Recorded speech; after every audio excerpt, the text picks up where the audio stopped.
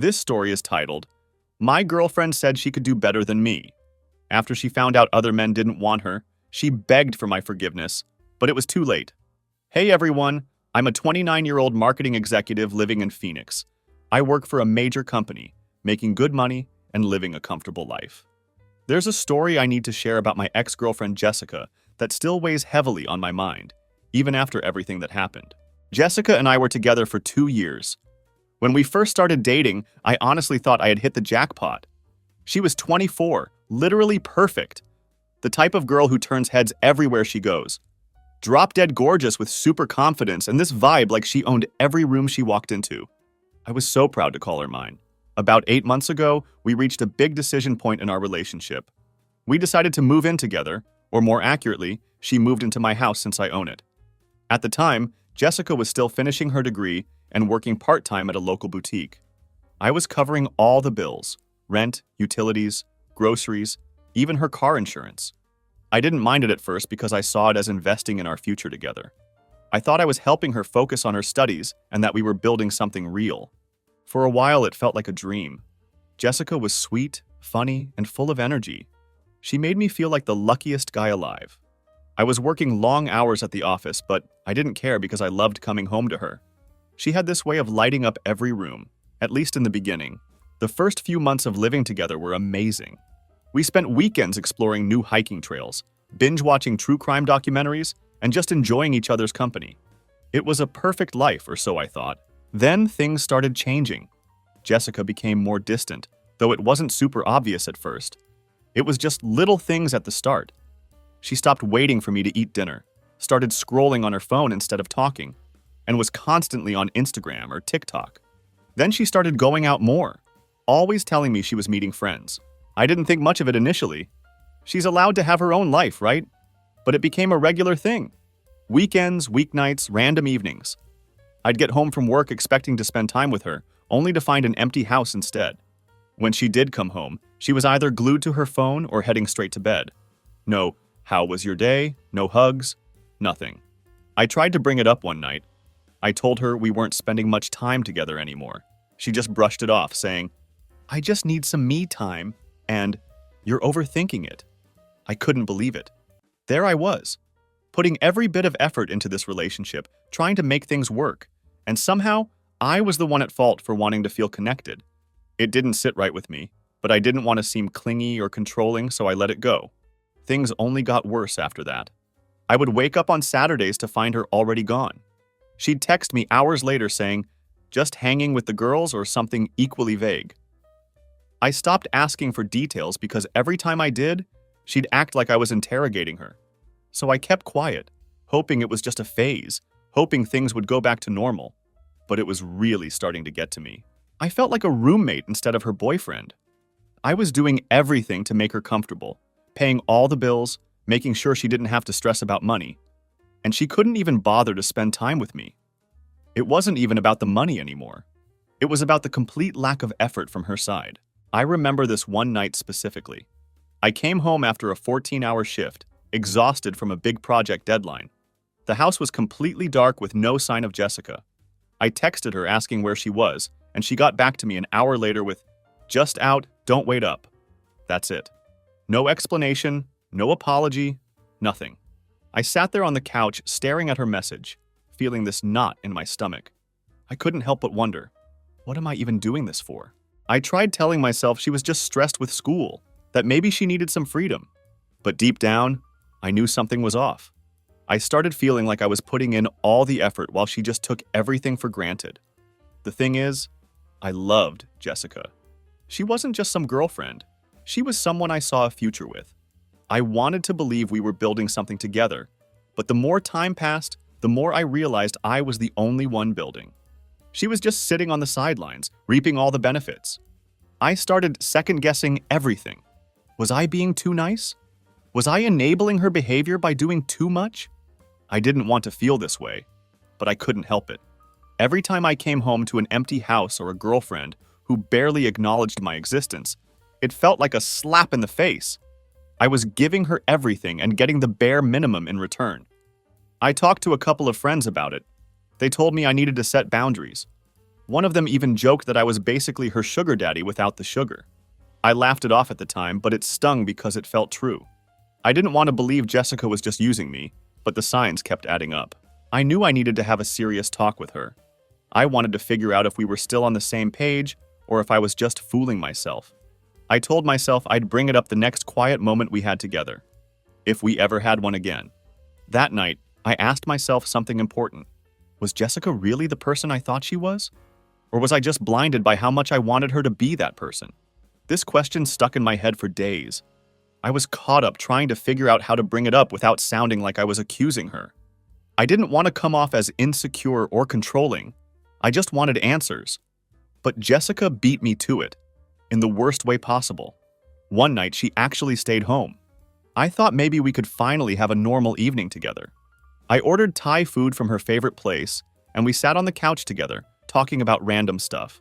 It felt nice, like old times. For a second, I thought maybe things were turning around. The conversation shifted to relationships, and we started talking about loyalty. I mentioned how important it was to me and how I felt like we should be on the same team. Jessica laughed and gave me this look like I had just said something incredibly stupid. Then she hit me with it. You know you're pretty replaceable. There are tons of guys who'd love to be with me. I blinked, thinking I must have misheard her. What? I asked. She just repeated it, this time with a little smirk like it was the funniest thing ever. Don't get so serious, she added. You know I'm joking. Except it didn't feel like a joke. Not even close. I just stared at her for a moment, trying to figure out if she realized how messed up that was to say. But she didn't. She just kept scrolling on her phone like she hadn't just shattered whatever was left of my confidence in this relationship. I didn't want to blow up, so I kept calm and asked, Is that how you really feel? She rolled her eyes. Oh my God, you're being so dramatic. Of course not. Then she added, But it's true. Guys hit on me all the time. It's not my fault you can't handle that. I was floored. Not only did she double down, but she made it seem like I was the problem for being upset about it. The worst part? She didn't even apologize.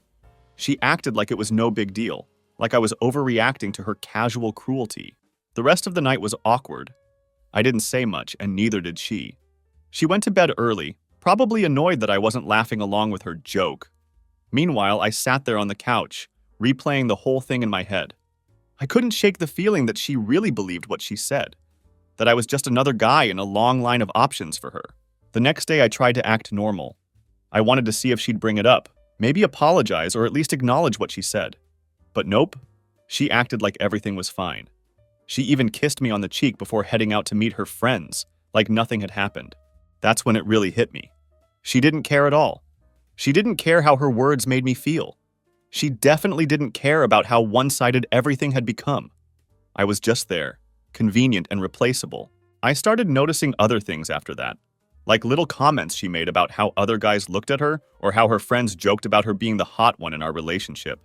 I'd always brushed it off before, but now it felt different, like she was testing me, seeing how much I'd let slide. The thing is, I never saw myself as the jealous type. I always believed if you trust your partner, there's no need to stress about that stuff. But this wasn't about trust anymore. It was about respect. And Jessica didn't respect me. Plain and simple. Over the next few days, I started pulling back. I stopped texting her during the day to check in. I stopped asking about her classes. I stopped asking if she needed anything. I figured, why bother? If she thinks I'm so replaceable, what's the point of putting in all this effort? But at the same time, I wasn't ready to end things yet. I kept telling myself maybe I was reading too much into it. Maybe she really was joking.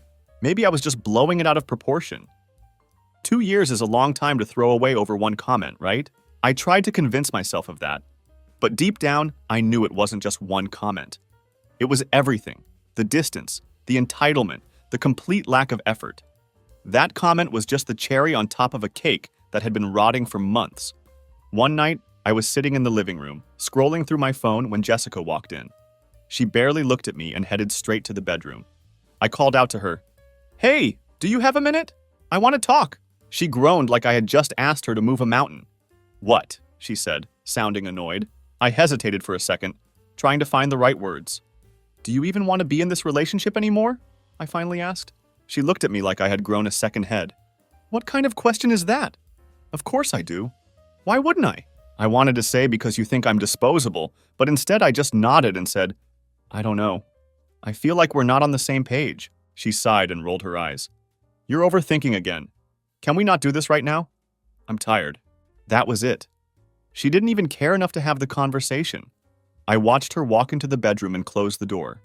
In that moment, I realized I couldn't keep doing this. Something had to change, and soon, because I couldn't keep pretending everything was fine when it clearly wasn't. But before I could figure out how to handle Jessica, life decided to handle it for me. I got a call from one of her friends. Let's call her Katie. Katie and Jessica were close. Not best friends, but definitely tight enough. Her calling me was unexpected, and I almost didn't answer. Like, what could Katie possibly have to say to me? I picked up anyway. Hey, what's up? I tried to sound casual, even though my stomach was already doing flips. Katie didn't waste any time. Listen, I don't know if I should even be telling you this, but I feel like you deserve to know. That's when I knew this wasn't going to be a friendly chat. I braced myself as she continued. Jessica's been seeing other people. Like, not just one person, but multiple guys. And it's been going on for a while. For a solid 10 seconds, I just sat there in stunned silence, gripping my phone like it was keeping me upright. Are you sure? I finally managed to ask. Katie sighed. I'm sure. I didn't want to get involved, but we had a fight the other day, and some things came out. She's been bragging about it like it's no big deal. She even called you her backup plan. Backup plan. I'd been putting everything into this relationship. And to Jessica, I was just her safety net. Someone to fall back on while she did whatever the hell she wanted. Why are you telling me this now? I asked, not accusing, just genuinely curious. Katie hesitated for a moment. Honestly, because I think it's messed up. You're a good guy. You don't deserve to be treated like this. I'd want someone to tell me if I were in your shoes. Now, I know how girls act when they fight. Katie and Jessica had a rocky history, even when they pretended to be friends. Katie always seemed eager to criticize Jessica behind her back. It's not hard to imagine she'd jump at the chance to see Jessica crash and burn. There's a chance she was exaggerating or even outright lying just for revenge. Still, the timing made me uneasy. Jessica had been throwing up red flags for months. This felt like the missing puzzle piece that tied it all together. I couldn't just dismiss it outright. I needed to figure out the truth on my own. Over the next few days, I started investigating without being obvious about it. I knew confronting Jessica without proof was pointless. She'd deny everything or twist it around to make me the bad guy. I decided to use her patterns against her. One thing about Jessica, she's a creature of habit, especially with her nights out. She always says she's with friends, but is super vague about details. She's never specific about where they go or who she's with. So the next time she said she was heading out, I casually asked which friend she was meeting. Oh, just Amanda, she replied quickly, barely looking at me while grabbing her keys. I waited about an hour, then called Amanda. Not to accuse, not to hint at anything, just to play it cool. Hey, Amanda, I said in a friendly tone. Jessica said she was hanging with you tonight. Her phone seems dead. Can't reach her. Just wanted to check what time she'll be home. Amanda hesitated. There was a long pause, and then she said, she's not with me tonight. I haven't seen her in weeks, actually. Her voice sounded genuinely confused. It was my first confirmation. I didn't react on the phone, though. Oh, no worries, I said casually. Maybe I misunderstood. Thanks anyway. I hung up and started thinking. If she's not with Amanda, who's she with? Where is she? That's when I remembered something. Jessica has a favorite hangout spot she never mentions anymore. It's this trendy wine bar downtown. She used to love it when we first started dating. It's the kind of place for quiet conversation, not wild nights out. She hadn't brought it up in months, but I had a hunch it was still part of her routine. I drove over there and parked a few blocks away so she wouldn't spot my car. My heart was racing, though. I tried to keep my thoughts in check. It was just a hunch, I told myself. A way to rule things out. Or so I hoped. Part of me was still holding on to the slim hope that maybe Katie had exaggerated, that maybe Jessica wasn't capable of what I was about to uncover. Sure enough, there she was, sitting at a table by the window. But she wasn't alone. My stomach dropped. She was laughing, leaning in close to some guy I'd never seen before. The way her eyes lit up, the casual way she touched his arm, the way he leaned toward her. It was all too intimate. They weren't just friends. I could feel the weight of betrayal settle in my chest, heavy and cold, Everything I had tried to ignore, to rationalize, was suddenly impossible to deny. I didn't storm in, even though I wanted to. I stayed calm, despite my hands shaking. I pulled out my phone and took a picture from the sidewalk, just enough to document what I needed without drawing attention. As I snapped the photo, all I could feel was anger and humiliation and some weird sense of validation. All those doubts I'd been suppressing, all those red flags I'd tried to explain away, they were right there, staring back at me through the glass. She'd played me, plain and simple. Worse, she'd assumed I was too blind or too trusting to ever figure it out. But the truth was out now, and I wasn't about to let her get away with it. The next morning, I woke up with a strange clarity. I wasn't even angry at first, just done. There was no salvaging this, no fixing what had been broken. Jessica had made her choices, and now it was time for me to make mine. Time to show her which one of us was replaceable. I didn't waste any time. The moment I decided I was done, I got to work. First, I canceled the autopay for her car insurance. She had relied on me to handle it for months, but that ship had sailed. If she wanted the luxury of driving around town, she could figure out how to pay for it herself. Then I opened the fridge, which was stocked with all her favorite stuff. Expensive kombucha she loves, organic acai bowls, that fancy imported cheese she always insists on buying but never finishes. All of it went into the trash. I wasn't going to keep catering to someone who was laughing behind my back while enjoying the comfort I provided. Next, I told her straight up that she needed to start covering her share. Water, electricity, internet, all of it. I made it clear that I wasn't running a free ride program anymore. She looked at me so confused when I brought it up, but I stayed calm. "You're an adult," I told her. "It's time you start acting like one." This wasn't about being petty. It was about drawing a line. I wasn't going to be her safety net anymore. I wanted her to feel it. If she had been treating me like a backup plan this entire time, she was about to get a reality check. When Jessica noticed the changes, she didn't waste any time confronting me. She stormed into the living room one evening, clutching a letter from her insurance provider.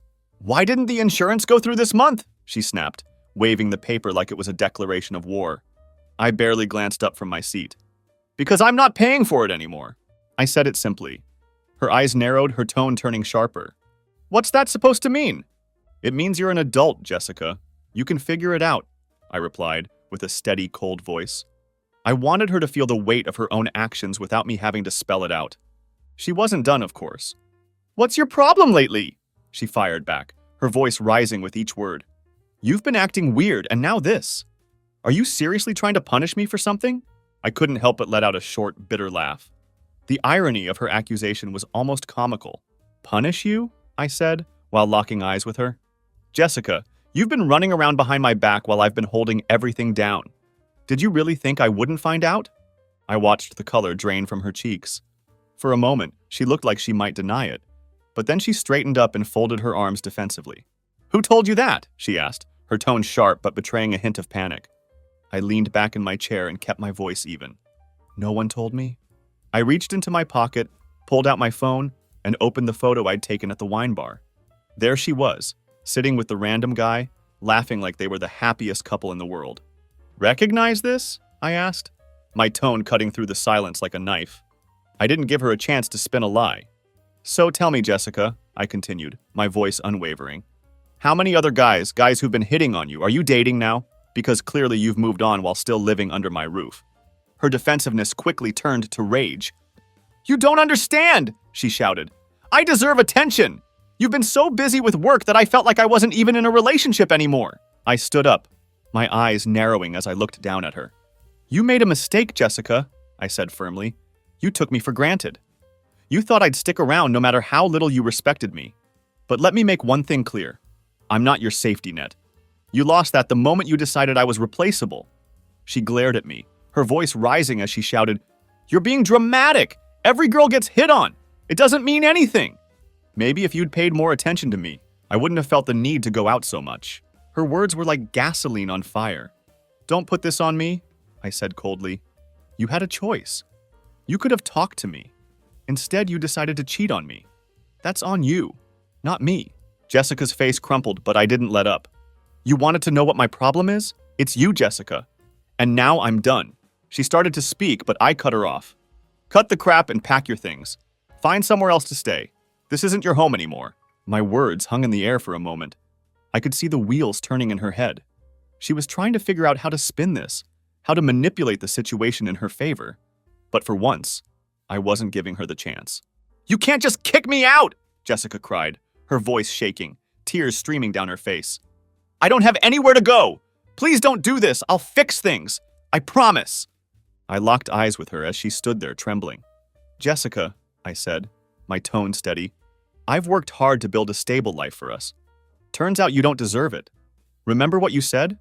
That there were plenty of guys who'd love to be with you?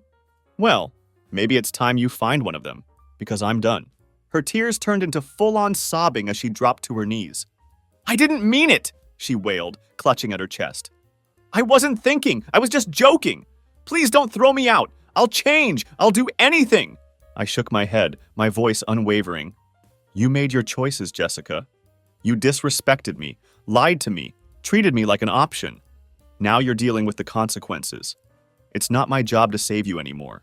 For a moment, I saw her desperation turn to anger. "You'll regret this," she spat, rising shakily to her feet. "You'll regret losing a girl like me. You'll never find anyone better." I couldn't help it. I let out a short, sharp laugh that made her flinch. "Better than you, Jessica? You're replaceable. You've proven that. Goodbye." She stood there stunned, her mouth opening and closing like she wanted to say more, but no words came out.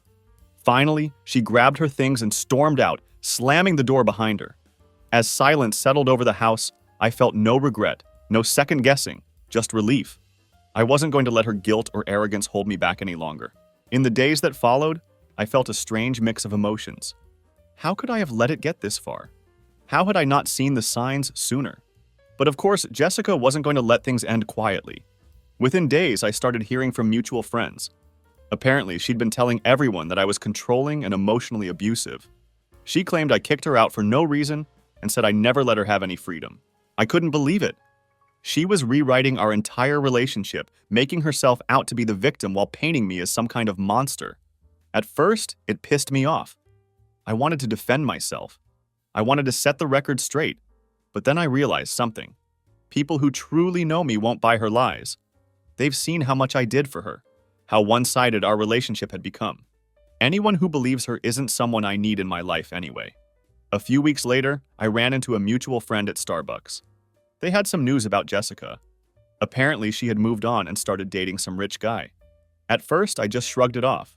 It wasn't my business anymore. But then my friend smirked and added an interesting detail. "Well, it didn't last 2 weeks," they said.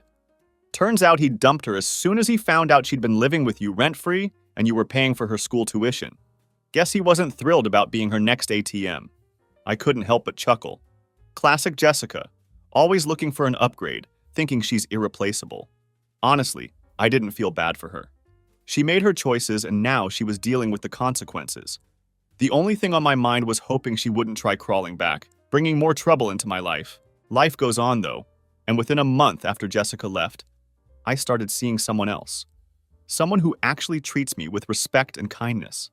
Let's call her Diana. Diana is everything Jessica wasn't. Supportive, thoughtful, and real. She doesn't just take from me. She actually cares about giving back to the relationship. For the first time in a long time, I feel valued. Word gets around fast. It didn't take long for Jessica to find out. I don't know how exactly. Maybe through a mutual friend, maybe social media. But when she did, she lost it. According to a few people we both know, she was completely devastated. Suddenly, reality hit her that I had moved on while no one wanted her. She wasn't handling it well. At first, she tried subtle things after that guy dumped her. She started sending random texts asking to talk, and even showing up at places she knew I might be. I ignored all of it. I was over her, and Diana deserved my full attention. But then Jessica decided to escalate things in the most dramatic way possible. It all started one evening when I heard shouting outside my house. At first, I thought it was just street noise, but then I recognized Jessica's voice. I walked to the door and opened it, and there she was, standing on my porch with 4 of her friends. They were all ganging up on me like I was some kind of criminal, their voices loud and chaotic. "You're unbelievable!" one of her friends yelled, pointing at me like I was on trial. "You think you can just toss her aside like she's nothing! You're heartless!" "After everything we've been through," Jessica added, tears streaming down her face. She looked genuinely distraught, but I wasn't falling for it. You're just done with me? Just like that? I leaned against the doorframe, crossed my arms, and stayed calm, controlled, unmoved. What do you want, Jessica? I asked, keeping my tone firm and ignoring the comments flying from her entourage. Her voice cracked as she spoke. I came here to tell you something important, but you won't even talk to me. You just slammed the door on me. On us. Her friends nodded, giving her moral support like they were her backup singers. One of them chimed in, You don't even know what she's been dealing with. She deserves better than this. Are you done? I asked in a steady voice, keeping my eyes locked on Jessica. Because I'm not interested in theatrics. If you have something to say it. Jessica's lip trembled. She looked at her friends for backup, then back at me. Finally, she blurted it out. I'm pregnant. It's yours. The porch fell silent. Her friends stared at me, clearly expecting some big reaction. But I didn't flinch. I just stood there watching her, calm and collected. Is that so? I said finally, raising an eyebrow. And you came here with your cheerleading squad to tell me this? Because? She sniffled. I didn't know how to tell you, she said between sobs. I've been scared, and I don't know what to do. All right, I said, nodding slowly. Let's cut the drama. If you're pregnant, you'll have no problem proving it. Show me a test, a doctor's note, something. Her friends exchanged nervous glances before one of them jumped in. She just found out. She hasn't had time to go to the doctor yet. Are you that stupid? I turned my gaze back to Jessica. Is that true? I asked, keeping my voice steady. Because if it is, we'll handle it the right way. But if it's not true, and you're lying to me, this conversation ends now. For a split second, her face twisted with panic before she quickly tried to mask it. Why can't you just trust me? She asked, her voice rising. After everything we've been through, why would I lie about something like this? I don't trust you, I replied, my voice cold but steady. Because you've given me every reason not to. So again, prove it. If you're telling the truth, we'll deal with it. But I'm not entertaining empty words. Her friends started shouting again, throwing insults, but I tuned them out. My eyes stayed on Jessica. It didn't take long for her to look away. That split second of hesitation told me everything I needed to know. The group eventually stormed off, cursing me under their breath, calling me every name they could think of. Jessica's performance, though convincing at first, had fallen apart. I didn't let it shake me, but I would be lying if I said it didn't leave me uneasy. What if there was some truth to it? A few days later, the truth came out. Katie reached out again, the same person who had tipped me off about Jessica's behavior before. She seemed to be following our breakup chaos. She assured me Jessica wasn't pregnant. She had made the whole thing up. Jessica had been spiraling since she found out I'd moved on. The fake pregnancy was her last-ditch attempt to trap me into taking her back. Honestly, it wasn't shocking, just disgusting. I blocked Jessica on everything immediately. Whatever lies she was spreading or plans she had were not my problem anymore. Meanwhile, I kept moving forward with Diana, someone who actually values me. Jessica thought she was irreplaceable, but she was the one easily replaced. As for her, she's been couch surfing and dropped out of school after her parents refused to support her. I don't care anyway. She got what she deserved for taking everything she had for granted. Life moves on. I finally found someone who appreciates me, while Jessica lost everything trying to play games. I wasn't the replaceable one after all.